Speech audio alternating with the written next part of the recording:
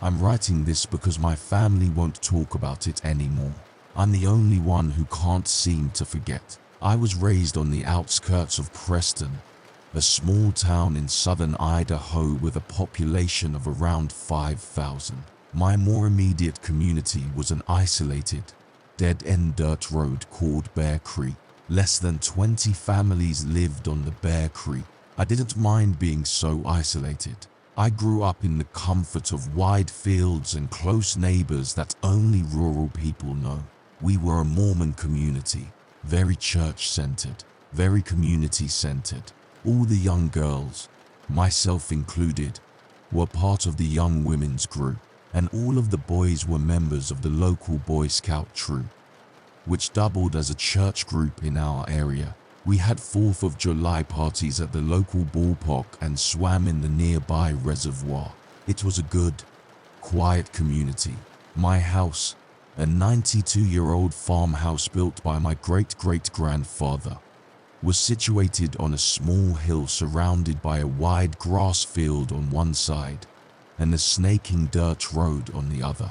Across the road was the creek bottoms. Southern Idaho is categorized in a desert climate, so not much grows outside of the irrigated fields besides sagebrush and burs. The creek bottoms were the exception.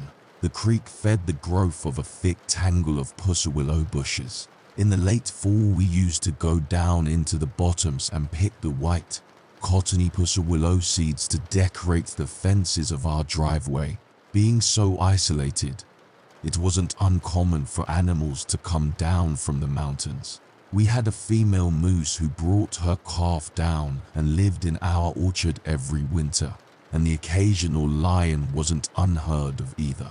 The summer when I turned 8, I remember because it was the same year as my baptism.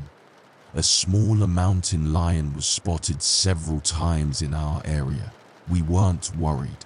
The big cat stayed away from the farms and usually moved on when the area didn't yield enough food. The same summer, my neighbor, Peyton, was working on his Eagle Scout project. He loved National Geographic and thought it would be pretty cool to try putting together a National Geographic submission on our little creek bottoms. The young lion that happened to be in our area at the same time made him especially excited. He decided he wanted to try and get pictures of the lion and emailed the National Geographic team for advice. They recommended setting up an automatic camera that takes shots every couple of seconds in an area the lion was known to visit. They also recommended setting some kind of bait so the lion was more likely to come by. No one in the creek liked the idea of live bait or carrion, so we came up with a different kind of bait. We decided to set up an audio recording of a dying rabbit and play it on a loop through a set of speakers hidden in the willows. I remember when everyone was down in the bottoms testing the speakers, and I heard the noise for the first time. The sound of a dying rabbit is horrible. It's been described as being almost identical to the sound of a screaming child. If you've never heard it yourself, there's plenty of recordings available online. It's worth a listen. The camera was set up. The speakers were set up. Everything was perfect. Peyton explained that he would allow the camera and recording to play uninterrupted for a week, and then he would go check on it. This would give time for our scent to fade from the bottoms and encourage the lion to come closer. At first, I was worried about the noise. It was a truly horrible noise, and our house was the closest to the setup point in the bottoms. My father assured me that the noise wouldn't reach as far as our house, and I was relieved when we arrived home that night and he was correct. The bottoms were far enough away that I couldn't hear anything.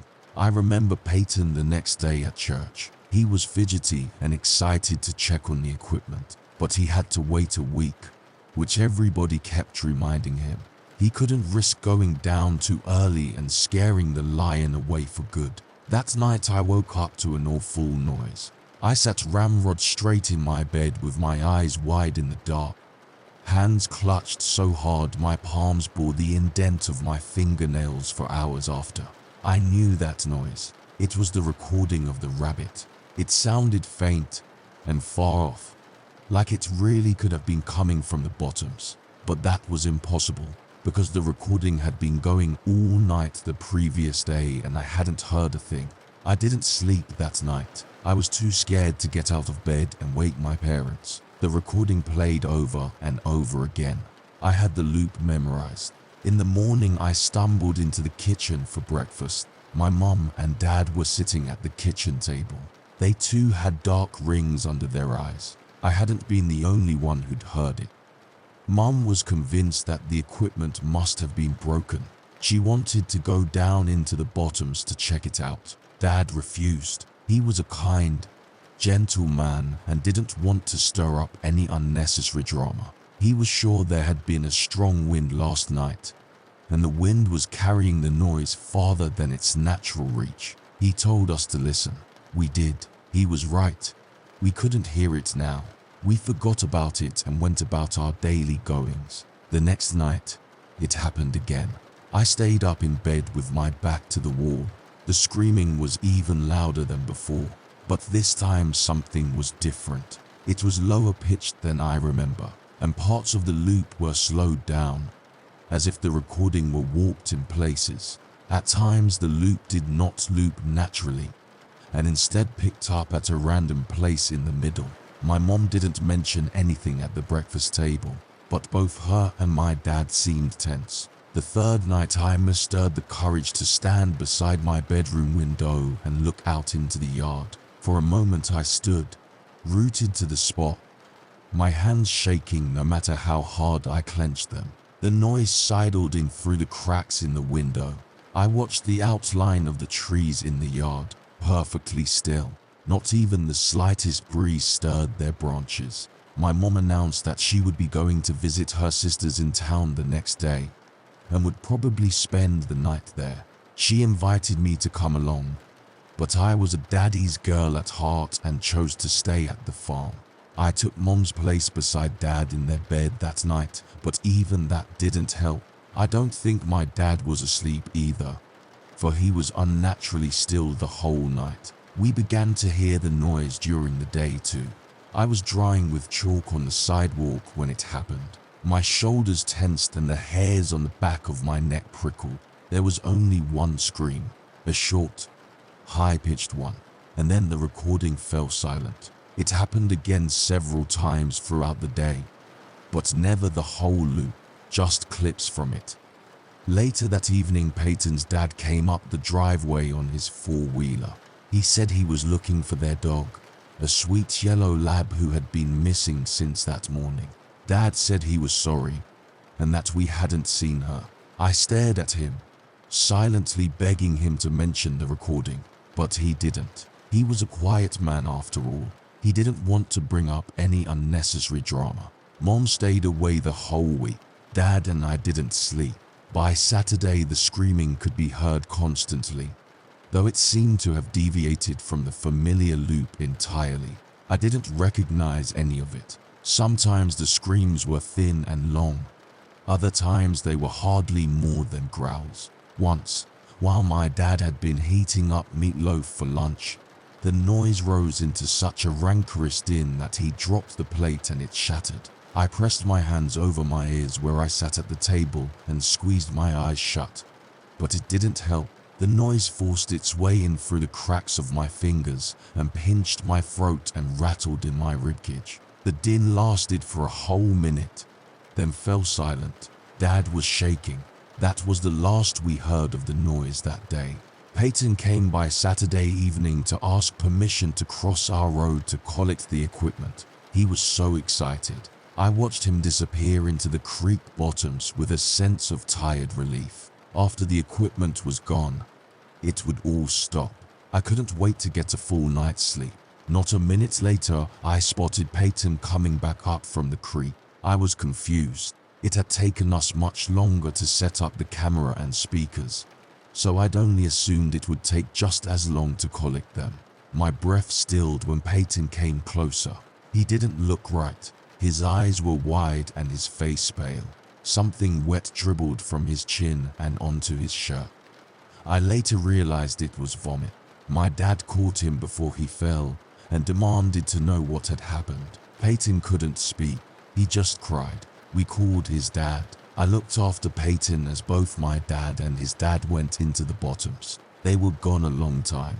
When they returned, their faces were grim, and they smelled funny. I noticed red on my dad's hands. I asked what was wrong, but they brushed right past me and immediately called the police. Nobody would tell me what had happened. I sat on the couch as a blur of neighbors and police officers swirled around me. At one point, an officer placed something on the kitchen table and left. I looked into the kitchen curiously. It was the camera from the bottoms. I wish I hadn't looked. The camera was a little banged up. Tiny scratches and dents covered the plastic casing. When I lifted it, my hands stuck to the plastic. Something tacky and odorous covered the screen, but it turned on fine. The first set of photos were normal. Just the pussy willows cast green in the glow of the night setting. As I continued to click through them, they quickly became strange. At one point, the camera angle changed, as if the camera had been knocked from its post. Grass now obscured most of the frame. Flecks of red appeared on the lens and remained for the rest of the sets. One photo made me pause. There was a figure in this one, or half of a figure, as most of the upper torso hadn't made it into the frame. I thought it could be human, but it didn't look like it should be standing upright. Its legs were twisted, like an animal, and it seemed to be having difficulty supporting itself in an upright position. Beside the legs, a long, thin arm hung. Whatever it was must have been stooped over, for its fingertips hung below its crooked knees. The next set was different. It was as if the camera had been picked up and was now being held. The first photo was of the bottoms at night. The next startled me. I had to look closely before deciding what it was. A rabbit had been laid in the bushes, but its ears and most of its scalp had been peeled away. The next was of the same rabbit, but a thin, dark hand was holding it up against the sky. Its limp body hung like something from a nightmare. In the following photos, more rabbits joined the one, each with their ears and scalp removed. Then a cat, then more cats, then a dog, the yellow lab, then the lion. The following photo was of 7 rabbits, 3 cats, 1 dog, and the lion, all laid out in a row facing the same way. Their arms and legs had been arranged as if they were marching, like some parade. All of their scalps had been removed and tiny white glints of their skulls could be seen. The last photo was overly bright, like the photo had been taken too close with the flash on. An eye dominated the frame, but it was yellowed and crusty and had a bar pupil like a horse. In the bottom corner, the edge of a mouth could be seen. No lips, just teeth, sharp and little, with wide gaps of red gum between them. I wish I hadn't looked. I heard my dad talking to the police outside. They said the speakers had malfunctioned. The recording had only played the first night,